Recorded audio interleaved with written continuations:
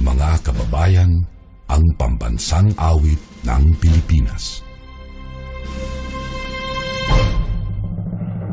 Kayang magiliw, telas ng silanganan, alam ng puso, sa dikit mo'y buhay. Lupang hinirang, kuya ka ng magiting, sa manlulupin, di ka pasisigil, sa nagatak tutok sa simoy at sa langit mong pagkaw, ay hinagang tulad, awit sa pagkayang minamahal. Ang isang ng matawad mo'y tagumpay na nagtitindig, ang bituin at araw niya kailan pa may magtitindig.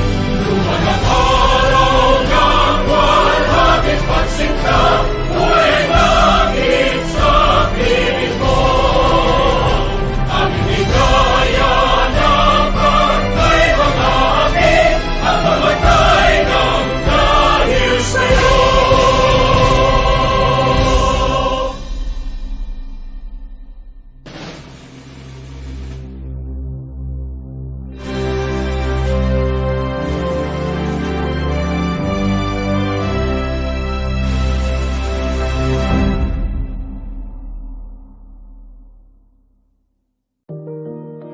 Prayer Against COVID-19 by Bishop Ephraim Tendero. Our Almighty God, Creator of heaven and earth, we come before you today on behalf of our nation, the Philippines, now under extreme threat of the COVID-19.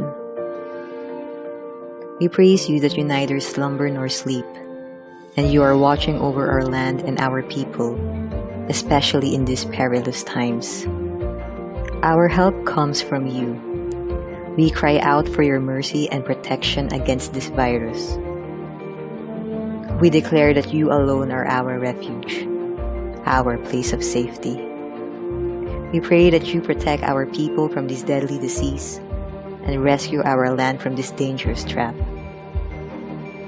Grant our President and all our national and local leaders wisdom and understanding as they establish and implement guidelines, measures, and strategies in fighting against COVID-19.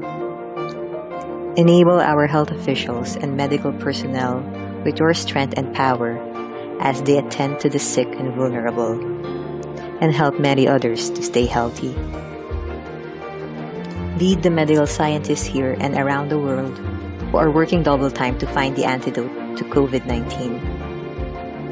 In these dangerous times, grant us your grace and peace to stay calm and to overcome fear, because the spirit of fear does not come from you. Instead, you have given us faith, hope, and love. You have given us power and a sound mind. Your word says that you will keep in perfect peace those whose eyes are fixed on you. Finally, we pray that in the midst of this pandemic, you will unite our people in love, bind our nation in peace, and bring hope and healing to our land with your grace and your power. In the name of our Lord and Savior Jesus Christ, we pray. Amen.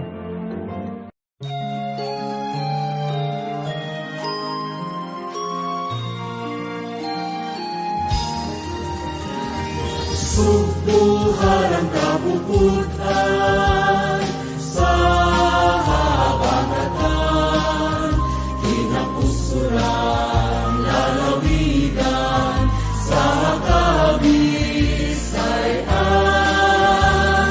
sa kaalam adunahan, sa among bugmaog lumukan unay halaran.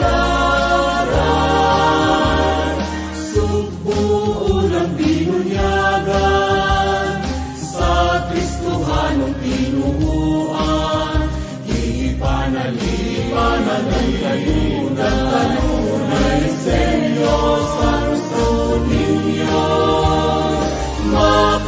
kasaysayanon, maabi-abihon, madaning ulog ang ay kagayon na ipasigan mo.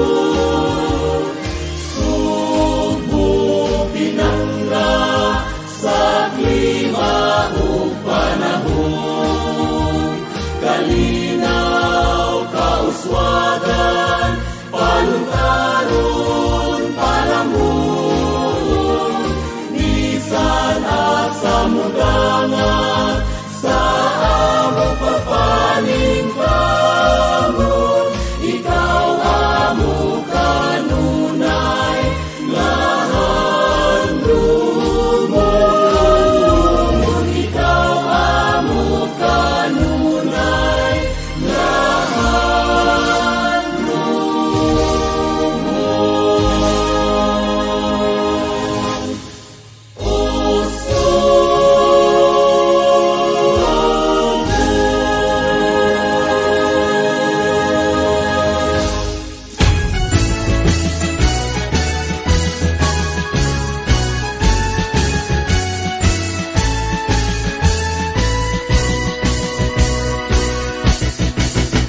O barili, yuta ang natauhan, ikan pa sa katigulangan. Ikaw di pangga o giampingan, hinigug manglungsod sa katauhan.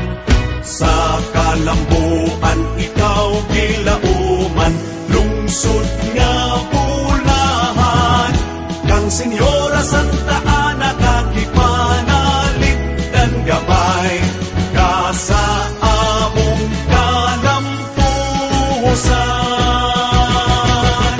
O barili, ikaw ang mahandi, sa katauhan ikaw ang diminti. Kauswagan mo among gilantaw, kalambuan mo ang ipatibabaw. O barili, lungsod nga naman-an, kanunay ka namong pasidunggan. Iwag ka sa among padulngan, dili ka kanamo maghimong hikalimtan. Padayon ka uswagan, abon na ang kaumahan, lungsod nga bulahan, di mahal sa katauhan. O barili, ikaw ang bahandi, sa katauhan ikaw ang giminti. Kauswagan mo among gilantaw, kalambuan mo ang gipatigbabaw. O barili, lungsod nga naman-an, kanunay ka namong pasidunggan. Iwag ka sa among padulngan, dili ka kanamo mahimong hikalimtan. O barili, yuta kang natauhan, lungsod nga bulahan, gabay sa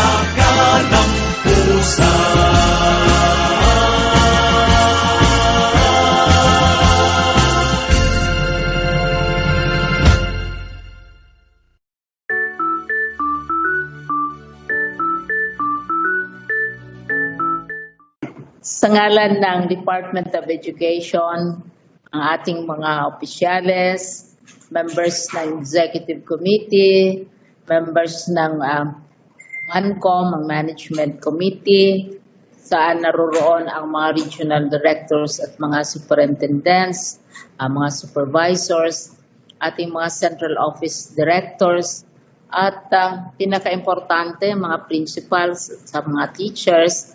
Kami lahat ay tuwang-tuwa na natapos na rin ninyo ang mga pangangailangan para magiging considered na kayo na graduates of class 2020.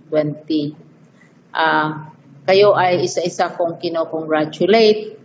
Sayang hindi ko naman kayo pwedeng maka-shake hands o pwedeng mangitian ng personal, pero yung ating magandang asal, yung ating magandang pagtingin sa isa't isa sa inyo, nandoon pa rin. At saka tuwan-tuwa kami talaga, lalo na ako. Para sa akin, ang graduation ay isa sa pinakamasigla, pinakamasaya na okasyon sa buhay ng isang learner o isang estudyante. Pero pinakamasaya din yan para sa teacher. Pinakamasaya yan sa lahat na administrators dahil mayroon na namang graduating class na nakakatapos. Kayo ay very special. Special kayo sa parents ninyo. Special kayo sa mga friends, sa mga teachers ninyo, sa community. Special na special kayo, each and every one of you. But you are also special in a different way because you are graduating at the time of COVID-19. Siguro, pag magiging ganap na kayong citizen ng Pilipinas o lumaki na kayo, tumanda na kayo, sasabihin ninyo, ako ay nag-graduate sa panahon ng coronavirus. Ang pag-graduate ninyo ngayon ay ibang-iba sa pag-graduate ng mga nakauna sa inyo or maybe sa susunod sa inyo. Dahil ito ngayon ay panahon ng coronavirus, so mga adjustments ang ginagawa natin.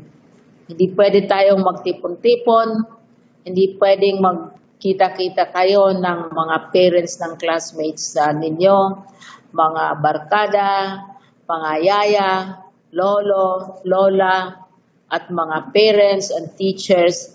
Hindi pwedeng mag-ipon-ipon kayo sa isang lugar at this time. Pero marami namang ibang paraan na kayo ay babatiin at para ma-celebrate ninyo itong special na occasion na ito. Ang iba sa inyo ay magkaroon ng virtual graduation tulad ng sa Davao. Congratulations sa inyo. Ang iba naman siguro maghintay kung mayroon ng mas friendlier environment, mas friendlier circumstances. At saka, hindi lang ito nangyari sa panahong ito dahil sa COVID. May mga karanasan din ang DepEd. May karanasan din ang ating mga universidad kung saan napopostpone, napagpaliban ang graduation. Sa panahon ng mga lola at lolo ninyo, napagpaliban ang graduation dahil yung panahon yun ng gera. At saka mayroon talagang tunay na kalaban na nagdi-disrupt ng ating mga activities. So at that time, yung mga estudyante, hindi sila nakagraduate. Mayroon namang instance na mayroong malaking mga disasters, kaya napopostpone din ang graduation. Kagaya nung nangyari minsan sa UP, dahil napakatindi yung bagyo na tumama sa Manila, sa Central Luzon at saka ibang bahagi ng Luzon. At ang UP hindi nakapagpatuloy sa kanyang graduation.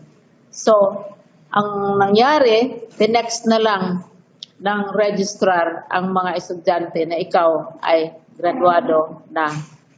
Dadating din ang panahon siguro kung kagustuhan ng inyong mga parents o kagustuhan ng inyong mga teachers or administrators na magkaroon din kayo ng graduation tulad ng dati.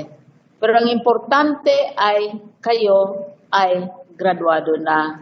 Kayo ay pumasa. Kayo ay dumanas sa mahirap na pamamaraan, mga examen, mga ratings, na grado na binigay ng mga teachers ninyo para kayo makonsider talaga na graduate. Ano kaya ang payo na maibigay ko sa inyo sa panahong ito ng COVID-19? Kasi kaiba nga ang sitwasyon ninyo ngayon. Para sa mga elementary school students na mag-move up to to junior high school, ibang-iba na ang mapuntahan ninyo sa high school. Hindi na yung araw-araw gigisingin kayo, magdala kayo ng baon, at saka makikita ninyo teachers ninyo, at saka yung mga libro mahahawakan ninyo, mahihipo ninyo. Iba na ang pamamaraan dahil ang gagamitin ICT, gagamitin yung mga learning platforms kagaya ng DepEd Commons, ang gagamitin ay ang mga computer, ang tablet, telebisyon, at saka radyo para matuto kayo. Depende kung anong sitwasyon sa inyong lugar. Para naman sa junior high school na pupunta sa senior high school, baka matuwa kayo kasi nung na-introduce ang senior high school, maraming mga komentaryo, feedback galing sa parents ninyo, galing sa mga eksperto, na sobrang dami yung subjects. Ngayon, na-reduce na natin yung subjects, lalo na sa senior high school, at saka sa iba't ibang baitang, no? So, sa junior high school kayong nag-step up na, ang magiging subjects ninyo sa senior high school, sobrang konti kaysa dati. Pero hindi ibig sabihin na konti lang ang malalaman ninyo. Kasi karamihang malalaman din ninyo, marami kayong matutunan sa bahay ninyo, sa pag-aaral ninyo sa learning platforms, at saka sa tulong ng inyong mga magulang, sa inyong lolo at lola, inyong mga mentors sa bahay at saka sa inyong yung sinasabi kong mga tahanan ninyo. So, lesser ang learning competencies para sa senior high school at saka sa ibang grado, pero siguro mas malalim ang matutunan ninyo. Kasi ang pangangailangan ngayon, ma-elementary ka, ma-junior high school ka, o magiging senior high school ka, napapasok na sa universidad, ang pinaka-importante ay yung sinasabi sa batas na critical thinking. Kung may mga problema, kung may mga challenges, kailangang matuto tayo na ito ay ma-analyze, mapag-isipan ng rational, yung sinasabi to natin, ginagamit ang logic, ginagamit ang analysis, kailangan yung collaboration, makipagtulungan ka sa mga classmates mo, sa parents mo, kailangan ng communication, hindi pwede na ikaw lang mag-isa mag-aaral, magko-communicate ka palagi, but siguro yung sinasabi natin na virtual. Pero ang importante para sa akin, wala yan sa batas, wala yan sa mga libro siguro. Ang importante para sa inyo, sa junior high na magiging senior, sa senior na magiging university, o pupunta sa mga vocational training na nagugustuhan ninyo, ang magiging courageous, magiging brave. Huwag kayong matakot dahil ang mundo na pinupuntahan ninyo ay ibang-iba sa nasanayan ninyo.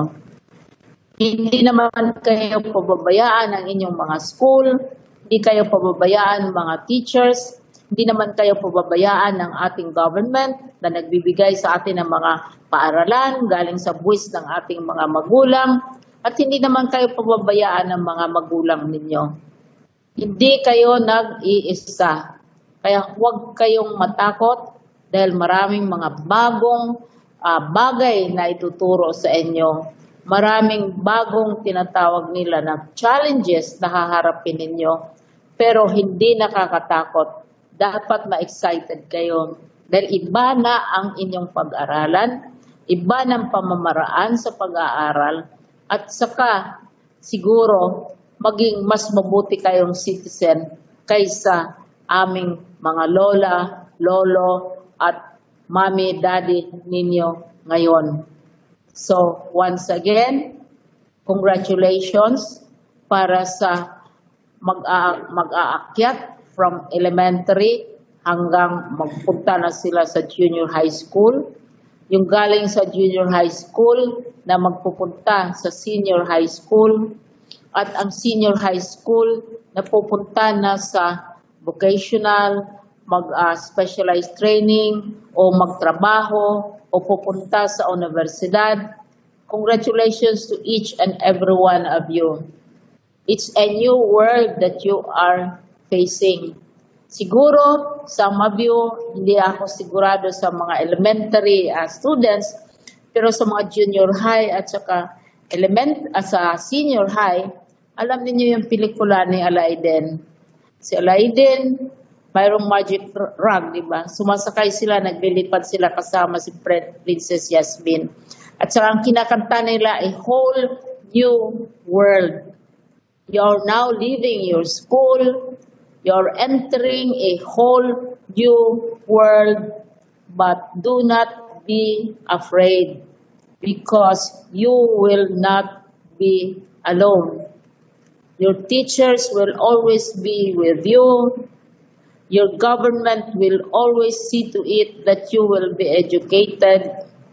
Your family will be with you. And most important, God will be with you. So God be with you. Do not be afraid. These are wonderful times. Congratulations sa isa't isa sa inyong lahat. Thank you.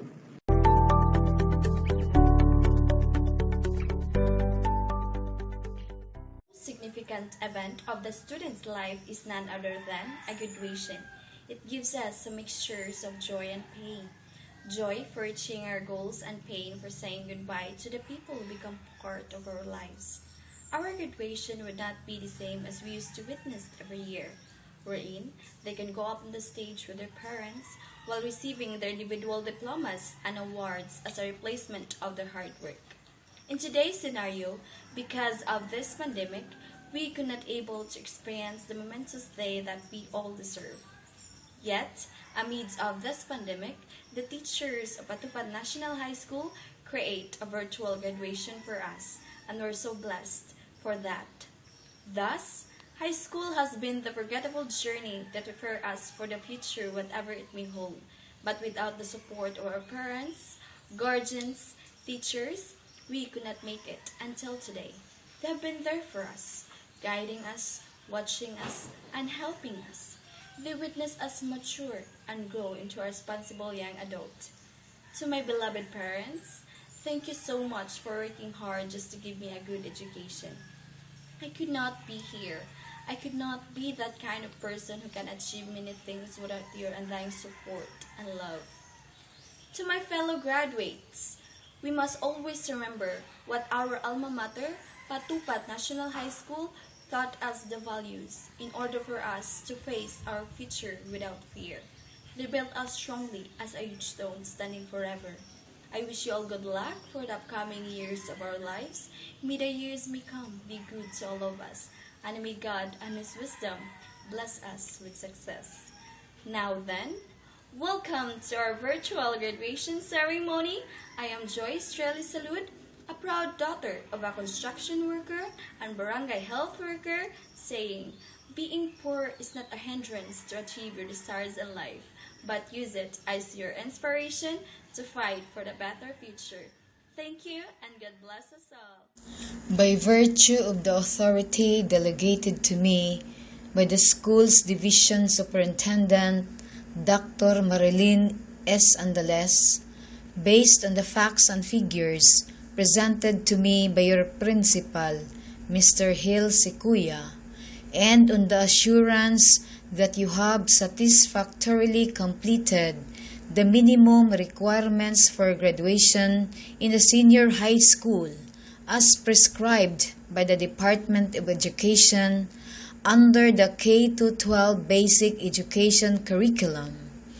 I, Clover Redula, District Supervisor of Barilito District, do hereby approve and confirm your graduation this 3rd day of April 2020 with all the rights, honors, privileges thereunto appertaining. Henceforth, therefore, you are now eligible for transfer and admission to any tertiary school in the Republic of the Philippines. Should it be impossible for you to continue your college education.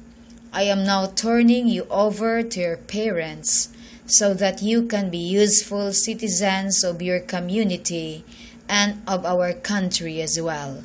Congratulations and Godspeed.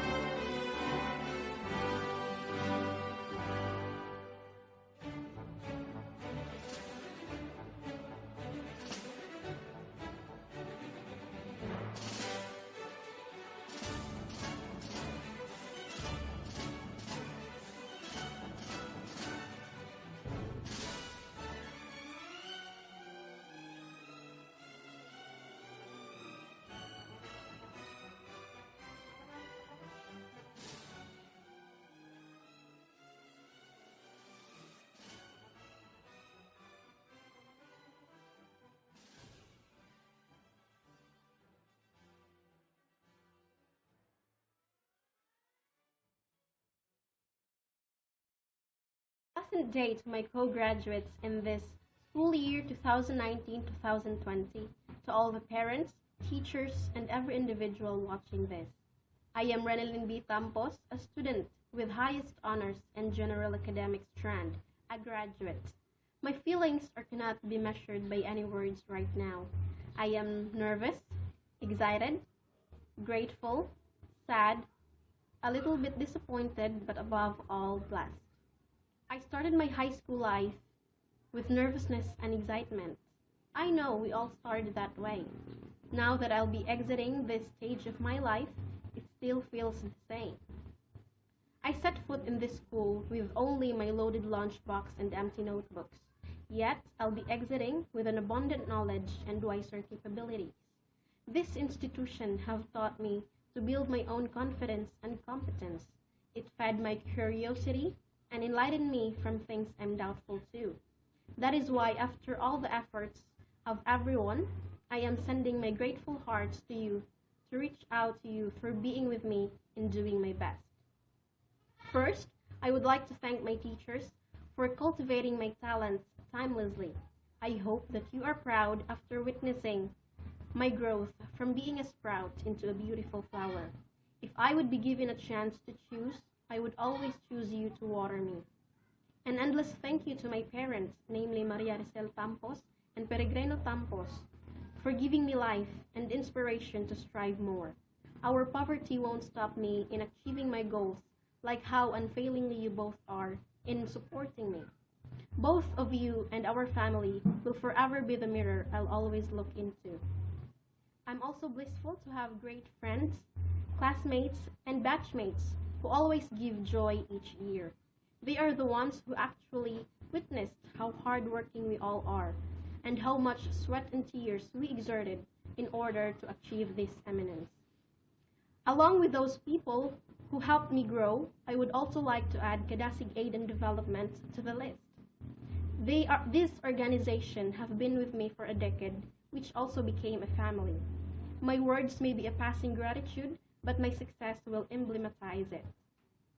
Above all, I want to thank God for His grace, for giving me those people and allowing me to grow with them. It is such an honor to be showered with blessings from Him. He is the one that we all should be thanking for. Actually, months before this pandemic stole our freedom, we are all looking forward for this graduation to come. Sadly, right after taking our final exams, we were forced to stay at home. We were not given the proper chance to say goodbye and do our final activities. Our plans seems like a comic book we can only read but never experience. All the expectations and excitement fell down that it's really depressing. I've heard some say that it's all right. At least we are safe from COVID-19. But it's not that easy. We are like walking in a windy mountain, and when we are about to reach its peak, we are cast away by a sudden storm. The way this pandemic made us fall is really depressing, but somehow bearable. But of course, it have left a remarkable what if. What if this world crisis hasn't occurred? Will we be able to stood up in a properly decorated stage, receive our diplomas and medals while we hug each individual congratulating us? I guess so. We won't know, since we will not be able to experience that. We won't go through the feeling of leaving high school, formally bid our goodbyes, and ironically cry because we are sad of leaving. It will all be a what if. However, to look in the bright side, we may not be properly wearing our togas and can't make our graduation album on Facebook. At least we made it. We made it, graduates. We all made it, parents and teachers. We are able to survive our roller coaster ride of being in high school. I can't thank everyone enough for a job well done. I would also like to thank Patupat National High School for giving us this chance to express and experience how graduation feels in a unique way. This may not be the actual ceremony, but these events made us feel your exultance. To my co-graduates, we may shed tears during our rainy battles. I want you to remember that until the end, you must keep fueling the fire in your hearts in the desire to achieve your goals, and that to always go up is to never give up. I am Renelyn B. Tampos, in behalf of the batch 2019-2020 high school graduates, is now signing off. Thank you.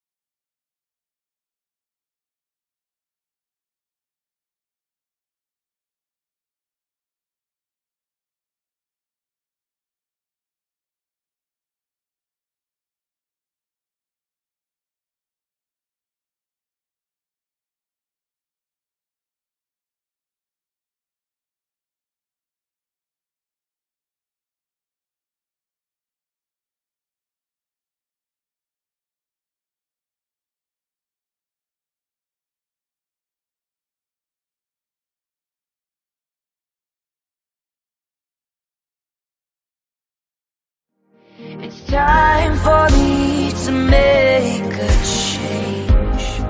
Start living the life I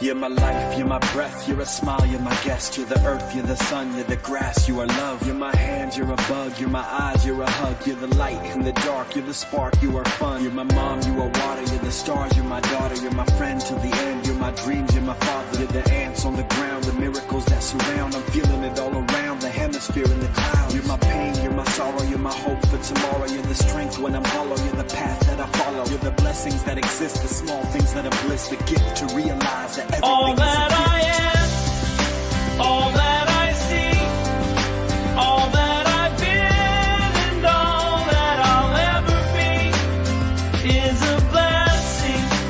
It's so amazing, and I'm grateful for it all, for it all.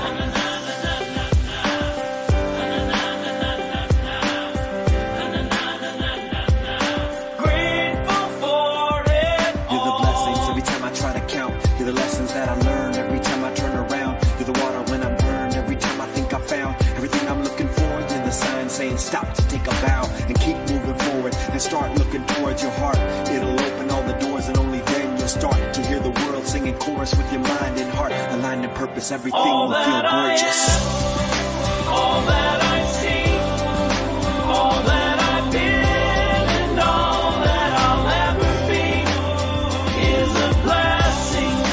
It's so amazing, and I'm grateful for it all.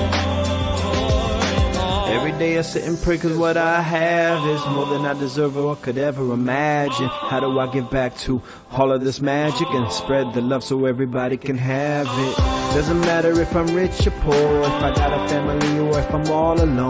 Bad things happen, I can just complain and moan. But there's a million things that I can be grateful for. So I lift up my hands now, and I open my heart, and my gratitude goes out to everything near and far. All that I am, Everything I am and everything I see, everything I hope and everything I dream, everything I feel and everything I be. I look deep down and feel all the blessings. Everything I am and everything I see, everything I hope and everything I dream, everything I feel and everything I be. I'm grateful for it all. It's amazing. Everything I am and everything I see, everything I hope and everything I dream, everything I feel and everything I be. I look deep down and feel all the blessings. Everything I am and everything I see, everything I hope and everything I dream, everything I feel and everything I be. I'm grateful for it all. It's amazing.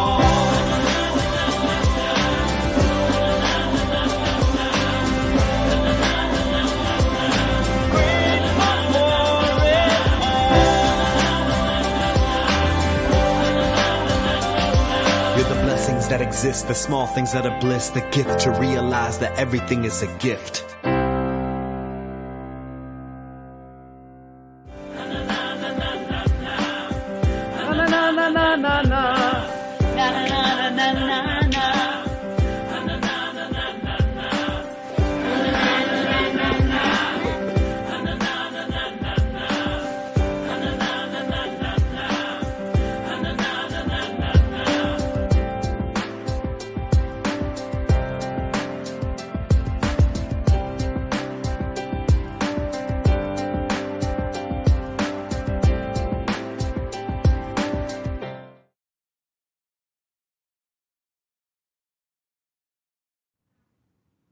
To our school principal, Mr. Hil B. Kuya, to our teaching and non-teaching staff, and to my fellow graduates, good day.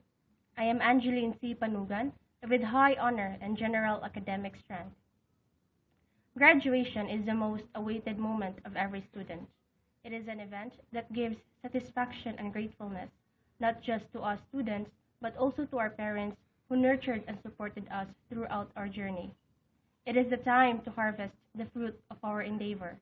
After all the sacrifices, tears, and sleepless nights, at last, all those hardships and challenges that we've faced have paid off. A dream to receive a diploma has turned into reality. Honestly, as one of the graduating students of this batch, I had a lot of expectations about this day. I expected that this day would be full of laughter, of joy, and would be memorable. But, in one glimpse, all of those expectations vanished. An enhanced community quarantine was due to the coronavirus disease of 2019 or COVID-19, a pandemic that hit the world, including our country, Philippines, wherein it restricts any social gatherings, including graduation, in order to contain the spread of the said virus. Upon learning the sad news, I know that it is not only me who felt dismayed about it, but all of us. This pandemic stole our chance to go on the stage together with our parents, to receive our diploma, awards, and medals personally, to sing our graduation song together, to take pictures together, and to at least have proper goodbyes. These are just a few things that this pandemic took from us. Even though it is painful for us to not experience a graduation like others had, still we understand the situation, for it is just for our own safety and as we cannot afford to put our lives at stake. Despite of a delayed graduation, I am glad that in other way, we are still given a chance to have a graduation. Today, the world is still in the midst of a battle against COVID-19. And we are living a life full of worries and uncertainty. Due to a risky situation like we have right now, some of us are confused either to continue our education this year or not, since our parents are worried for our health and safety as this problem remains unsolved. Regardless of this world's uncertainty, we should not stop dreaming. We should not let this pandemic kill our eagerness and desire to finish our studies. My fellow graduates, we are already half there. We have to hold on to our dreams, never lose hope, and must never forget that we have God, for only through Him we can win this battle and live the life that we once had. A journey has ended and a new one will begin.